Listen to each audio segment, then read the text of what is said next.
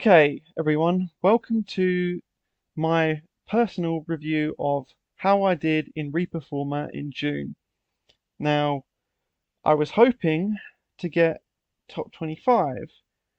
Maybe that was a bit optimistic. I got 50th. Better than getting last, but even so, hey, I'll take the top 50. Okay, so I'm going to be looking at my own deck and seeing where I can improve and seeing what I can do so that I don't get top 50 next time. Now, we're going to look at it card by card. I'm going to explain why I picked the card, how I could improve it, and I'm going to be looking at a few replays of my games just to see in motion what I did well, what I didn't do well. Okay, I'm rambling. Okay, so first off we have the Chaos Sorcerer. Chaos Sorcerer was going to be my main form of removal. But unfortunately, more often than not, it was a brickfest. That is because I am running 6 lights, which isn't terrible, but most of my lights either require a tribute summon or a cyber dragon.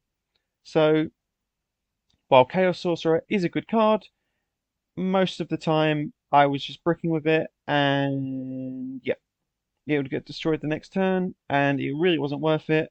So, yeah.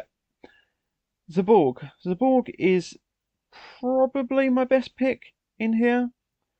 It's a great card to tribute summon, destroys another monster. I was able to pretty much always have a monster on the field to tribute for Zaborg.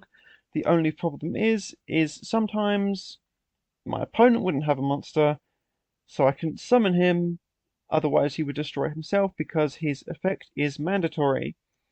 So, while I think Zaborg is a great pick, I should have designed the deck more around him. I'll get to that later. It's 3 Cyber Dragon. Now, 3 Cyber Dragon might seem too much. People usually run 2 Cyber Dragon, or they might run an extra one in the side deck. But for me, I really needed those light targets, and Cyber Dragon, to me, is one of the most consistent cards in the game. If you're going second, your opponent summons a monster, you have a 2100 on the board straight away. And most of the time, that's what happened. However, should I be running 3? I don't think so. I should have stuck to 2, and then if I knew I was going second, I should have snuck in this third copy. Breaker. Breaker, to me, is probably the most powerful monster in the game, or at least in Reaper format, just because its ability to destroy a set back row on its summon is just unmatched. It's crazy. That can just completely wipe out an extremely powerful card like a Sakuretsu armor, like a skill drain, not a skill drain, or a Call of the Haunted, or honestly anything that's been set. Breaker can just destroy. A Book of Moon, that can be another great target. And 1600 attack is nothing to laugh at anyway. But if you don't activate its effect, that's a 1900 attack normal summon. That's crazy. That can get over almost any other level 4 monster. Now, triple Mystic Tomato. Mystic Tomato to me is a great card as well. It's great recursive. You can go Mystic Tomato into Mystic Tomato into Mystic Tomato. It's a great set first turn. It's a great summon first turn because even if it is destroyed, you can get it for itself. You can get it for Nidorya. You can get it for Exile Force. It's fantastic. And it searches most of my deck. So that's a great choice on my part, I think. I would always run it at 3. I would never run it at less. So to me, I'm going to keep with the 3 Mystic Tomato next time. Next up, we have the triple Nidorya. This was a mistake. There's no easy way to put this. Nidorya is not that good. Most of the time, if Nidorya is getting destroyed, it is getting destroyed by a card effect. It's not getting destroyed by battle, which, if it's pulled off, this card can be very, very effective. But most of the time, this card is either getting Smashing Ground, it's getting Nobleminer Crossout, it's getting Saku'd, it's getting all sorts of destroyed in ways that aren't very effective. And it's only got 1200 attack. So I don't know why I picked this card over my other option. It's Midoriya is a good card, but it just doesn't match the likes of other cards in this format. Speaking of which, Exile Force.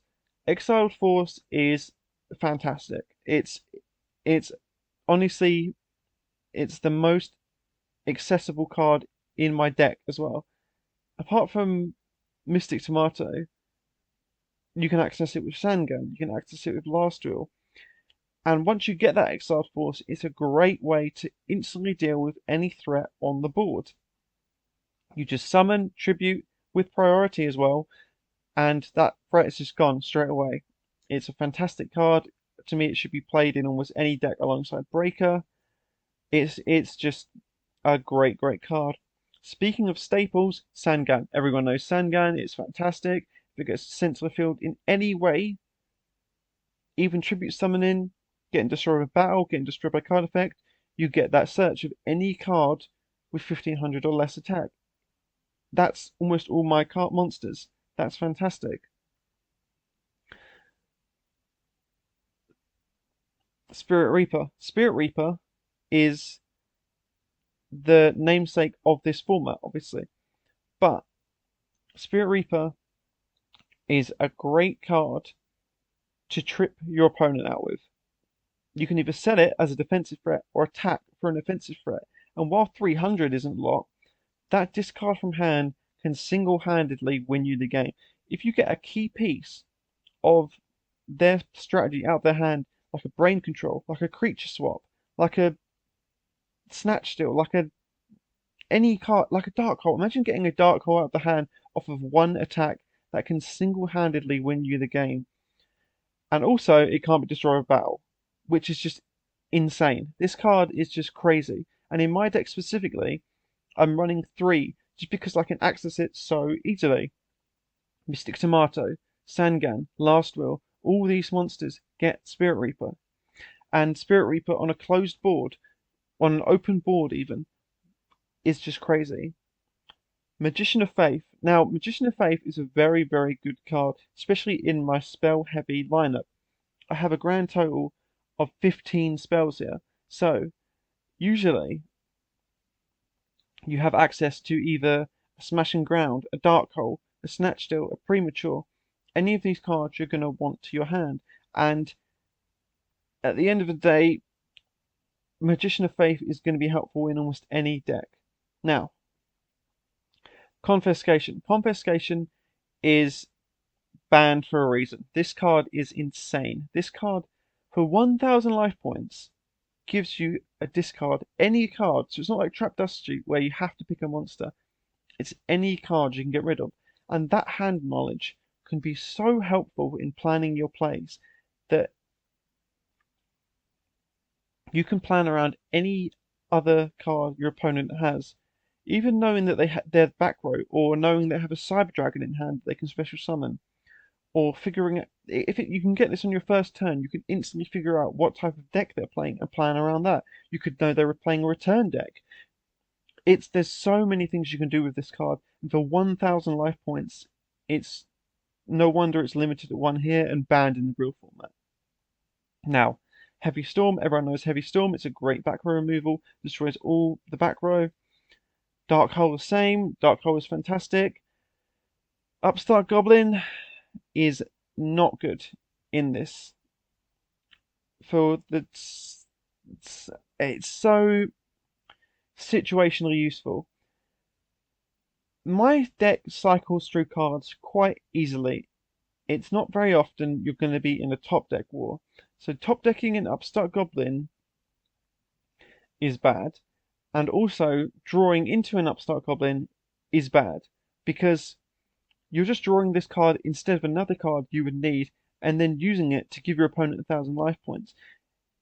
It's not very helpful, and also, it could also be negated then, so you're basically not doing anything. You're essentially going equal, but you're not getting any advantage from that. So to me, Upstart Goblin is, I'm going to have to remove it because it's not too good. Last Will at 3 is also a bit sus. Now, Last Will is great in my deck, but it's not great at 3 in my deck. Most of the time, I drew Last Will, it bricked, and I was rotting with a Last Will in my hand that I couldn't use because I had no monsters, and I would definitely lower this to 2, or honestly even 1, just because you don't want to risk drawing into this card and not being able to do anything with it. Yes, Last Will is an extremely powerful card, but in this format, it's not OP. It's just very, very good. And like I say, the potential to brick is just too high when you're running it at 3. 3 is too much for Last Will. I'd run it at 2 next time. Now, Smashing Ground, on the other hand, kind of wish I would have run at 3, because while my cards are great at staying on the field, they're not great at removing monsters. That's I would say, is my biggest problem. So I would have had a triple Smashing Ground. This card to me is just great. Nobleman of Crossout as well is really, really good.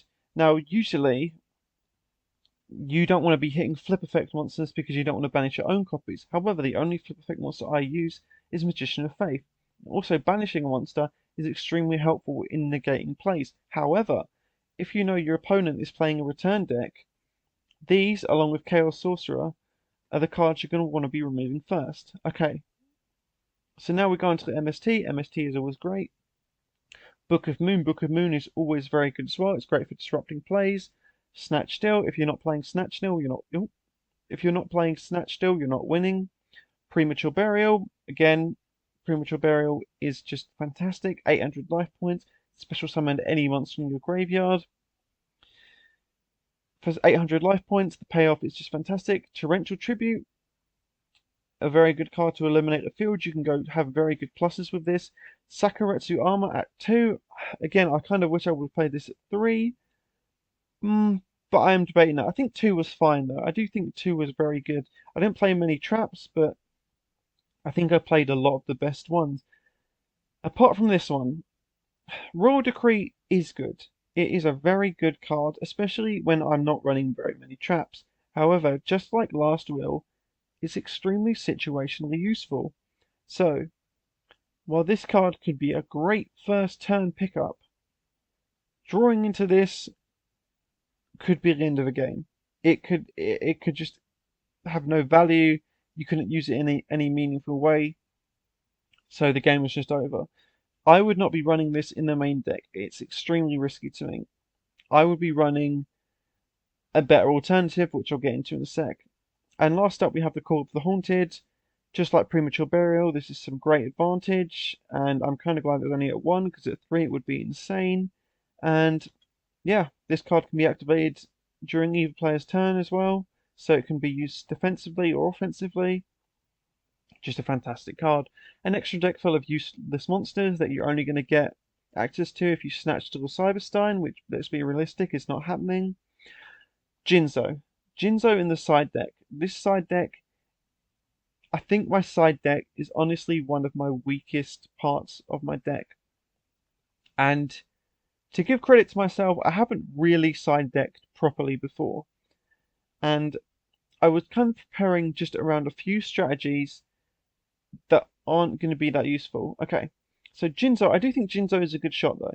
Jinzo is very good against decks that are very, very trap heavy, and only 1 tribute and 2400 that matches any monarch that beats over Cyber Dragon. 2400 is the ceiling, apart from Dark Ruler, but that's a very, very situational card. And even then, Dark Ruler can be wiped out by Smashing Ground or whatever. But even so, 2400 to me is the peak of monsters that you should be summoning. Next up, we have the Double Mobius. Double Mobius is an interesting choice, I would say, but it's not a good one. Because if I'm adding this to the main deck, I then have 1, 2, 3, 4, 5, 6, 7, 9 tribute monsters, or 8 if I add one. So then I have to remove monsters. So say I remove a Zaborg, then I have less light targets for Chaos Sorcerer. So I get into this weird mindset where I have to plan around adding Mobius. So therefore I hardly ever added him. And even so, why would I add Mobius over the Jinzo?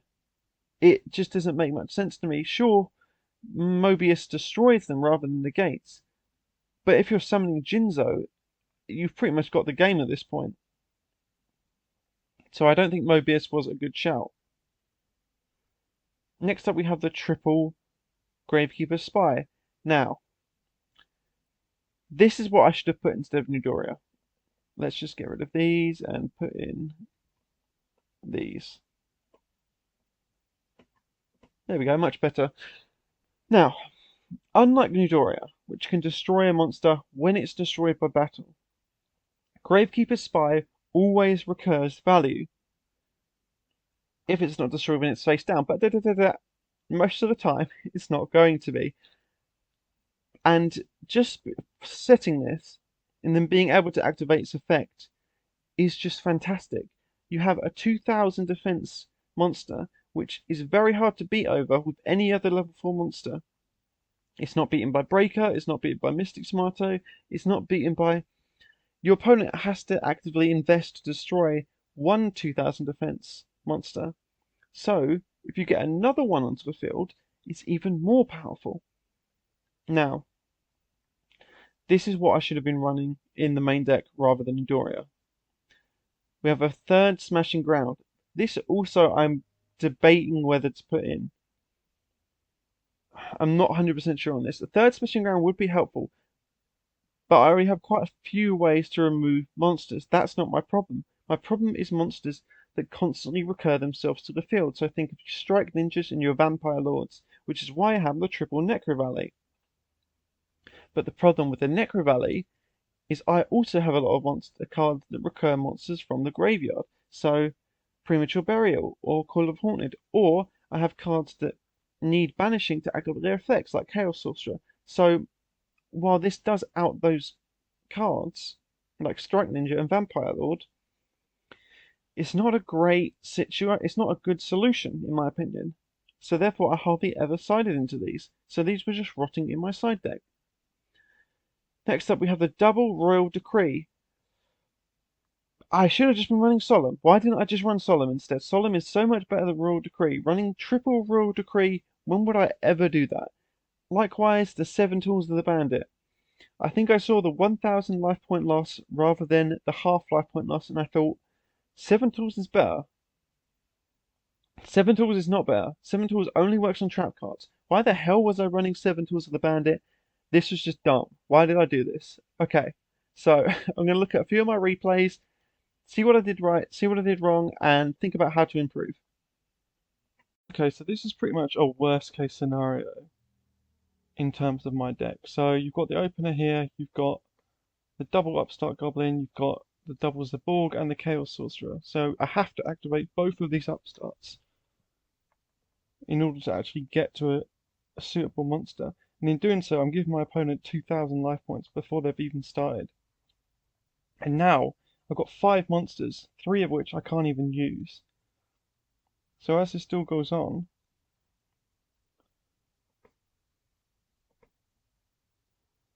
I'm ending up with a hand of 3 monsters that I have no ability to use. I've got the double Chaos Sorcerer, I've got the Zaborg, which are great cards, don't get me wrong. But if I'm constantly getting destroyed and destroyed over and over again, I'm going to be unable to use them. This is of my deck here, so we've got a second example. We've got the last will and the Cyber Dragon in hand. We're setting the Sakuretsu armor that we draw, and we're getting Confeed for the Cyber Dragon. We're drawing a Dark Hole, we can't use it. Then we're drawing a Chaos Orc. Fortunately, we can use that, but that's pretty much all our resources in our graveyard. And we're getting an attack in, that's good, that's good. But that gets dealt with pretty quickly. So then we're looking at, okay, we're drawing another Laster, we can't do anything with that. We're drawing another Laster, we can't do anything with that. Then we're drawing a Cyber Dragon, and we can't do anything with that. We're just drawing blanks at this point, and it eventually leads to us getting returned for game. So I really need to work on the consistency of the deck.